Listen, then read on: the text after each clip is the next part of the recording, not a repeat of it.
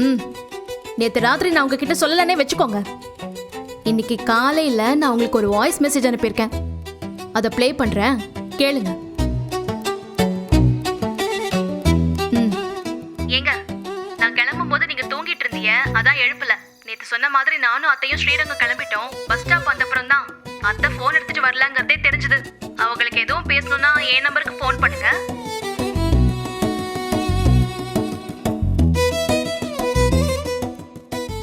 அண்ணா, அப்ப நீ புழுகுனியாண்ணே? அது இல்லடா, அது மெசேஜே நான் பார்க்கலடா. ஓ, அப்ப பார்க்காம தான் ஓகேடி செல்லக்குட்டின்னு ரிப்ளை போட்டிருந்தீங்களோ? நேரம் கால புரியாம இவ வேற சும்மா வர்றி. அதுக்கு இல்லடி, வழக்கமா குளிச்ச டவலை பெட்ல காய போடாத, காஃபி குடிச்ச டம்ளரை கழுவி வை, அழுக்கு துணியை தூக்கி அந்த கூடைக்குள்ள கரெக்டா போடு, அப்படின்னு தான் மெசேஜ் அனுப்பிச்சு வைப்பேன். அப்படிப்பட்ட ஒரு மெசேஜ் தான் நீ அனுப்பிச்சிருக்கியோன்னு நானும் அதை பார்க்கல. இவளுக்கு வேற கண்ணு சவக்குதே, சாரி. கண்ணு முன்னாடியே நின்னு பேசினாதான் கவனிக்க மாட்டேங்கிறிய, போன்ல அனுப்புற மெசேஜ் கூட கண்டுக்க மாட்டேங்கிறிய. ஏய், அப்படிலாம் ஒண்ணும் இல்ல, நீ வேற. சரி, நான் ரோட்ல நடந்து போயிட்டு இருக்கேன்னு வச்சுக்கோங்க. திடீர்னு மயக்கமா வருது, மயக்கம் போட்டு கீழே விழுந்துட்டேன். என்னை காப்பாத்த சொல்லி யாரோ உங்களுக்கு போன் பண்றாங்க, இல்ல நானே வாய்ஸ் மெசேஜ் போடுறேன்னு வச்சுக்கோங்க. அப்ப கூட ஓகேடி பட்டுக்குட்டி அப்படின்னு ரிப்ளை அனுப்பிட்டு வேலையை பாப்பியலோ?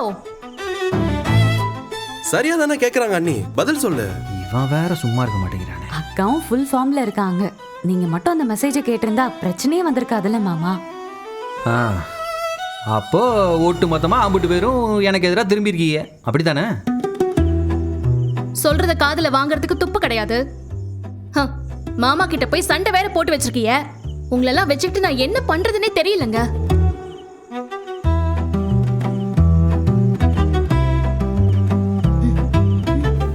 ஏங்க, நீங்க ஏன் இப்படி இருக்கீங்கன்னு எனக்கு புரியவே இல்லைங்க. போனை பார்த்துட்டா போதும், அப்படியே அதுக்குள்ளேயே முழுக வேண்டியது. ஒரு மெசேஜ் அனுப்பிச்சா அதை கேட்கறது இல்ல, கடைக்கு போய் சாமான் வாங்கிட்டு வர சொன்னா உங்க இஷ்டத்துக்கு தான் பண்ணிட்டு இருக்கீங்க. அப்புறம் எதுக்கு அங்க போய் உட்காரணும்?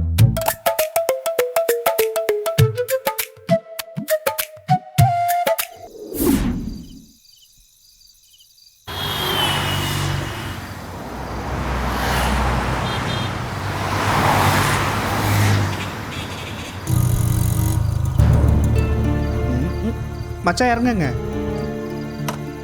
ஆட மச்சான் இறங்குங்க.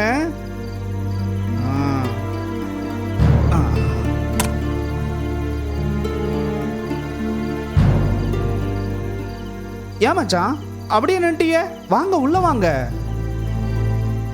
என்ன மச்சான் தயங்கி அப்படியே நின்னுக்கிட்டு இருக்கிய? இது உங்க வீடு. நீங்க கஷ்டப்பட்டு கல்லும் மண்ணும் செங்கலும் சுமந்து கட்டின வீடு இது. மாமா, அப்பா எங்க சுமந்தாரு? ஆளுங்க தானே சுமந்தாங்க. டேய் மாமா, சீரியஸா பேசிக்கிட்டு இருக்க, காமெடி பண்ணிக்கிட்டு இருக்காத, என்ன பேச விடு. சரி மாமா, நீயே பேசு. மச்சான் வேற அப்படியே நிக்கிறாரு. அச்சச்சோ மச்சான், இந்த வீடு உங்க பெருமை, நீங்க இந்த வீட்டுக்கே பெருமை மச்சான். நீங்க உள்ள வாங்க. ஆட வாங்க வாங்க. ஆனாலும் உங்களுக்கு இவ்வளவு பிடிவாதம் ஆகாது. ஆட நீங்க வாங்க. ஏய், என்னப்பா உட்கார்ந்துட்டு இருக்கீங்க? எந்திரிங்க, வாங்க. நீங்க வாங்க மச்சான், எந்திரிங்கடா, நடங்க. பெரிய மனுஷனு கூட பார்க்காம எம்பிட்டு பேச்சு பேசிருக்கீங்க. முதல்ல நீங்க உட்கார்ந்தாதான் நான் இங்கிருந்து போவேன். எங்க அது என் அக்கா? அக்கா அக்கா. அப்பா, ஏன்பா ஒரு மாதிரி இருக்கீங்க? உடம்பு எதுவும் சரியில்லையா? உங்க அப்பாவுக்கு உடம்பெல்லாம் நல்லாதாமா இருக்கு, ஆனா மனசுதான் சரியில்லை. எல்லாத்துக்கும் காரணம் எங்க அது?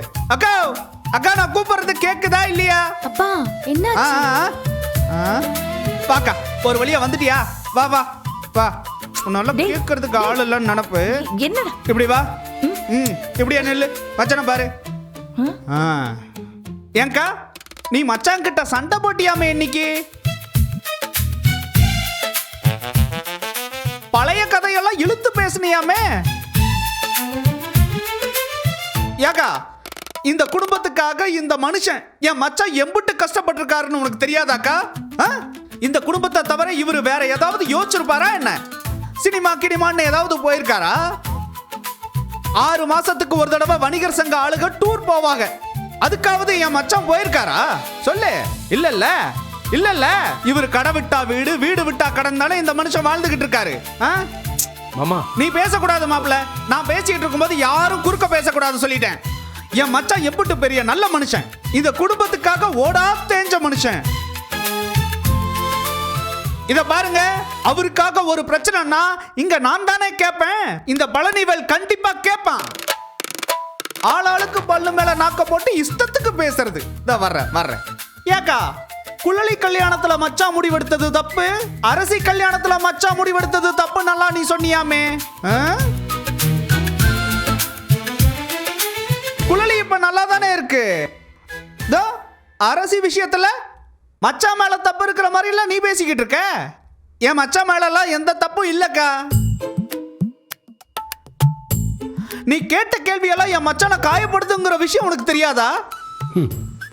இல்லை பழனி போதும்டா. நீங்க பேசாதீங்க மச்சான், நீங்க பேசாதீங்க. உங்களுக்காக தான் இப்ப நான் பேசிக்கிட்டு இருக்கேன். ஓ, தண்ணி குடிச்சிட்டு வந்து உங்களை வச்சுக்கிறேன். கேட்கறதுக்கு ஆள் இல்லைன்னு நினப்பு. ஏண்டா மாமாவுக்கு எப்பறம் திடீர்னு நிபுட்டு வீரம் வந்துச்சு? தெரியலையே. உங்களுக்கு ஒரு விஷயம் தெரியுமா? நீங்க கொஞ்சம் தள்ளுங்கம்மா. இந்த மனுஷன் என் மச்சான் இந்த வீட்டு பக்கமே வரமாட்டேன்னு சொல்லிட்டு இருந்தாரு. கடையே கதின்னு நான் அங்கேயே இருந்துக்கிறேன்ப்பா, என்ன விட்டுடுங்கன்னு சொல்லிக்கிட்டு இருந்தாரு. நான் தான் அவரை கஷ்டப்படுத்தி கட்டாயப்படுத்தி அவரை இங்க நான் கூட்டிட்டு வந்திருக்கேன். பார்த்துட்டே நிக்கிறியா? சொல்லுடா.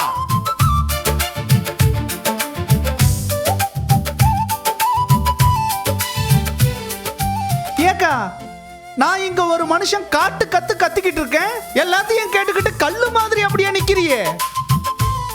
நீ எதுக்கு மச்சான் மனசு வருத்தப்படுற மாதிரி பேசியிருக்க? இதுக்கும் பதில் சொல்ல மாட்டியா? ஏன் ஆத்தா, என் அக்கா ஒரு புள்ள பூச்சி, அதுக்கு எதுவுமே தெரியாது. ஆனா நீ வந்ததுல இருந்தா அது தேல் மாதிரி கொட்டிக்கிட்டே இருக்கு. நீதானா? நீதான் அக்காவை தூண்டி விட்டு வேடிக்கை பார்த்துட்டு இருக்கியா? நான் இதுவும் பண்ணலடா. இந்த பாரு, நடக்கிற விஷயத்துக்கும் எனக்கும் எந்த சம்மந்தமும் கிடையாது. அம்மாவை போய் நீ சந்தேகப்படலாமாடா? யாரை நம்புறது யாரை நம்பாம இருக்கிறதுனே தெரிய மாட்டேங்குது இப்பெல்லாம் எனக்கு. இத பாருக்கா, இனிமேலாவது நீ ஒழுங்கா இரு. மச்சான மரியாதையா நடத்த கத்துக்க. சண்டையெல்லாம் அவர்கிட்ட எதுவும் போட்டுக்கிட்டு இருக்காத. இத பாரு, நீ பாட்டுக்கு மச்சான ஏதாவது சொல்லிட்டு போயிடலான்னு நினைக்காத. நான் இருக்கேன், அவருக்கு நான் இருக்கேன். மச்சானுக்கு ஏதாவதுன்னா நான் கேட்பேன், நான் வந்து நிற்பேன். நீங்க ஒன்றும் கவலைப்படாதீங்க மச்சான், நான் பாத்துக்கிறேன்.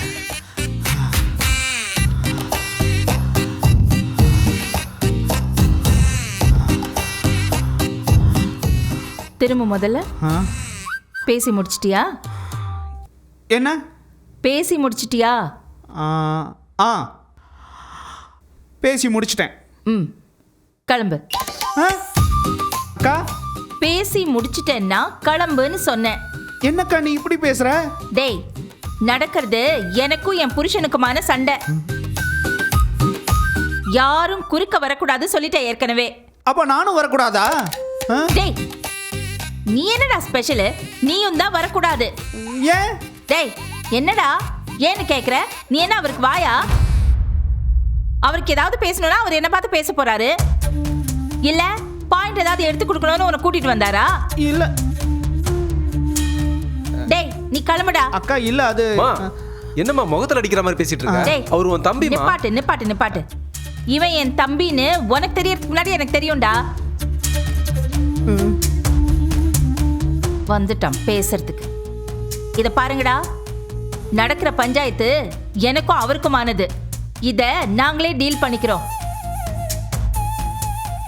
அம்மா, தம்பி, புள்ள, மருமகன்னு யாரும் குறுக்க வர தேவையில்லை. அது எப்படிக்கா? நான் வந்து அக்கா, நீ எதிர்த்த வீட்டுல தானடா இருக்க? உன் பொண்டாட்டி கடை மூடிட்டு வந்துட்டாளா? அது இன்னும் தெரியலையே. போ, உன் வீட்டு கதையை கவனி போ. வந்துட்டான் பெரிய மனுஷன் மாதிரி பஞ்சாயத்து பண்றதுக்கு. இவர் கேட்டாராம், இவன் உடனே சப்போர்ட் பண்ண வந்துட்டானா. மூஞ்சியும் முகரையும் பாரு இவனுக்கு. மச்சானா எதுவும் கேட்கலக்கா. நடந்ததை மச்சான் சொல்ல கூட கிடையாது. உன் அக்கா என்ன நல்லா பேசிச்சு தெரியுமா மாமான்னு? இதோ சரவணன் தான் சொன்னான்.